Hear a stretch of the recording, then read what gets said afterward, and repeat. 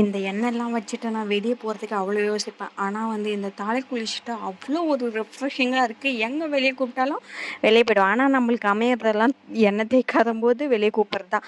அதே மாதிரி தான் ஃபுல்லாக ஆஃப் ஆயில் சாப்பிட்ணுன்னும் போது கரெக்டாக அந்த எல்லோ வந்து அதில் நிற்க மாட்டேங்குது. ஆம்லேட் சாப்பிட்ணுன்னு நினைக்கும் போது எல்லோ நிற்குது. எல்லாம் எனக்கு மட்டும் தான் இப்படி நடக்குதா என்னன்னு தெரியல.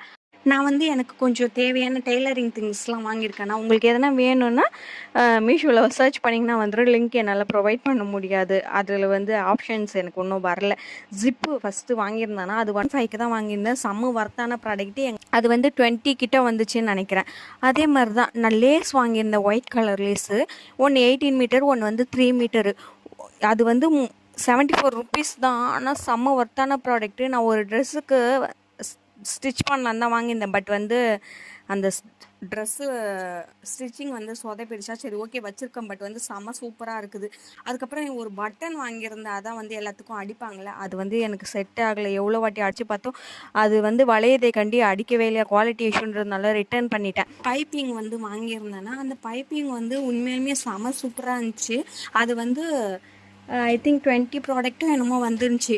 அது மொத்தமே நான் 1.3க்கு தான் வாங்கியிருந்தேனே. அதுக்கப்புறம் லாஸ்ட்டு ஒன்று கண்டென்ட் க்ரியேட்டருக்கு ரொம்ப யூஸ்ஃபுல்லான விஷயம்.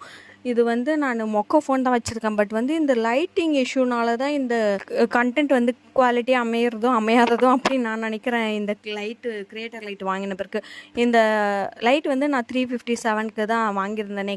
கண்டிப்பாக மீஷோவில் சர்ச் பண்ணி பாருங்கள், நல்லா தான் இருந்தது.